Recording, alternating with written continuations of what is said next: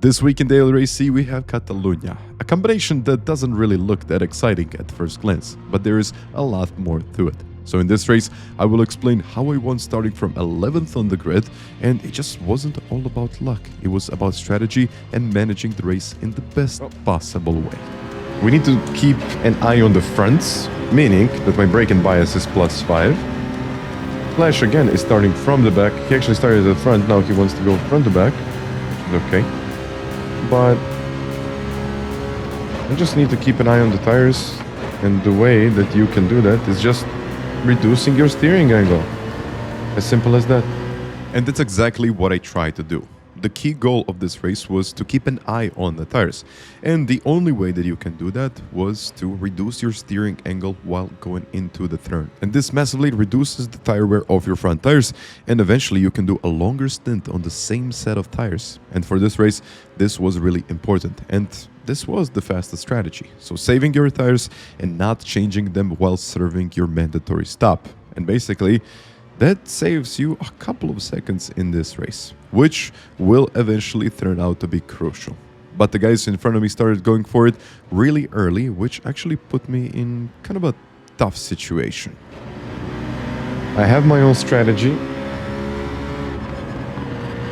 If I see that it's not working, then I might change something. But now I see everything is fine. No need to do anything irrational, like, for example, yeah. Okay, I got away with it. It's a bit of a dive. Nothing too bad, I guess. Keeping an eye on the tires is the most important part of this race. And it really was. And also, you will notice that it will play a significant role later in the race. But now everyone is pushing, everyone is just trying to get a couple of positions. But with that strategy, the tires will not last for a very long time, and most of them will eventually go and change their tires.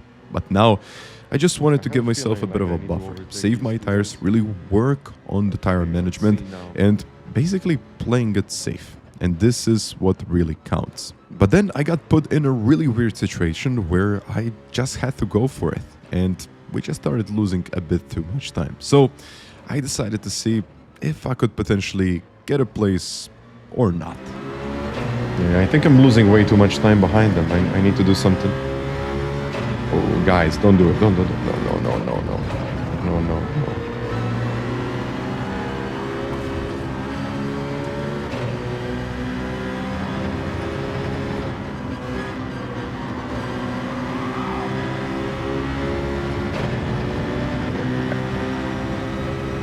I'll go for it. Yeah, don't turn into me.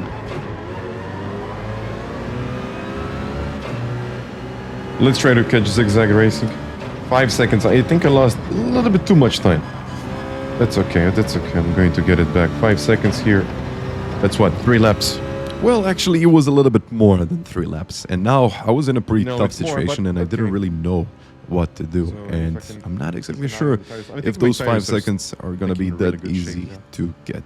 But I really wanted to stick to my strategy. Play it safe and save my tires. And this is really something that I tried to do. Stick to the strategy, and basically the only strategy here in this situation was to save the tires, because I had a person in front of me to break the air, which is actually pretty good. So keeping it consistent, keeping an eye on the front left, especially the front left in high-speed right-handers. And this is something where you want to minimize your steering inputs to save your tires. This puts less pressure onto the front left tire in that situation, which will serve as a pretty big benefit at the later stages of this race. And I guess this is the point where I really started taking care of the tires, but also keeping an eye on the gap, which was, well, not really changing at that point. And then just a couple of laps later, I got really close and I started thinking about my options.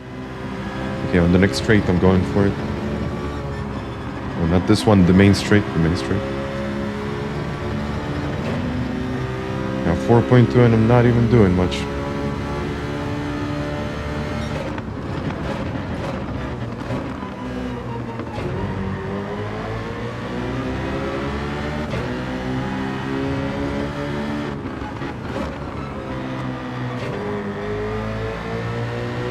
I definitely need to go for it.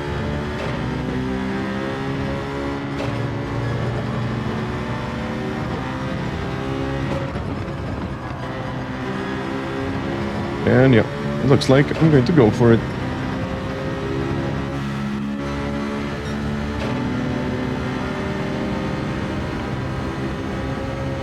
Zigzag. Side by side. I'll try to brake a little bit later than usual. And it worked. 4.1. Let's catch Mr. White there. And now this is something that I just had to do. Catch the group in front. And the gap was actually going down. And by the way, so Peter, I knew that the group in front of me was battling from lap 1. And I just knew that eventually it will have to escalate. But it just shows that how easy it is to lose time if the battle starts too soon. And our former leader also had to serve a penalty, which of course didn't help his pace. So they all got together, lost a couple of seconds, and now I was right behind the leading group with better tires. And after that, the two drivers pitted to change their tires, which of course means 2 more places for me. And it's just a matter of time when I'm actually going to get a place or 2 more.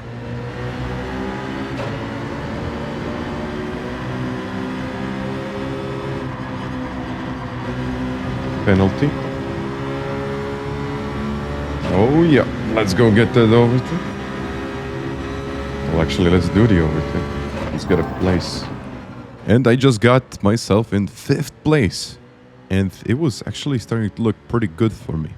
But I noticed that in some of those turns, the other guys in front of me were actually struggling. And I started gaining a lot of time, even though I wasn't really pushing at this point. And then when I checked the replay, my tires looked a lot better. And I think this overview really shows how easy it is to, well, actually destroy your tires, and also how easy it is to manage them. I'm not going to say too easy, but all you have to do is just take it a bit easier at the beginning of the race.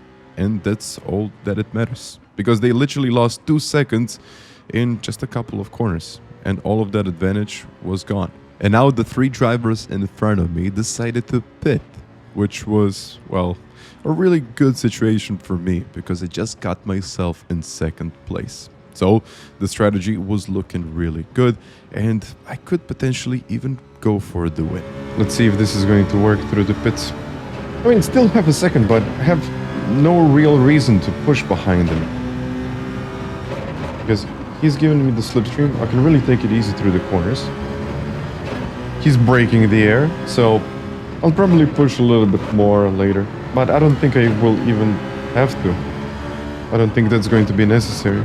And now you can finally see this strategy at work. And for the next couple of laps, I really just wanted to stay behind him and save the tires even further. So I literally did nothing, and my only goal was not to get a penalty, stay in the slipstream, which actually wasn't too difficult given the situation and the slipstream. And I just did have to mention this. Yeah, I mean, it all depends on the other guys, but if they're all battling now, it's not really good for them, is it? And I would say that it's definitely not good for them, because some of the guys decided to change their tires.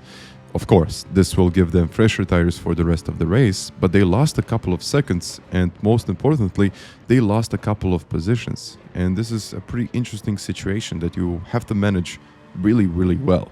And when you're behind someone, you have to go for those positions. And when they started battling, well, it didn't really look good for them. And of course, they lost a couple of seconds. So I just kept on working with Couch Driver. And at one point, I actually decided that, you know, it's time. Let's try to see what I can do. Okay, I think it's time.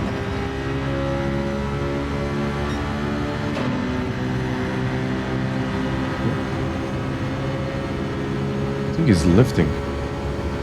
And I actually think that he lifted because he knew there is no point of fighting right now, and he's probably going to save his tires for a little bit longer and then later go for it. So I was the one braking the air now, and I was the one that had to push. But we still had to do our mandatory stop, so I just didn't know what to expect after it.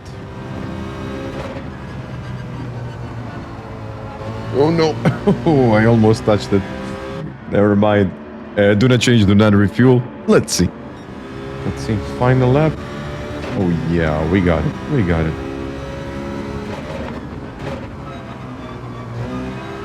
We got it.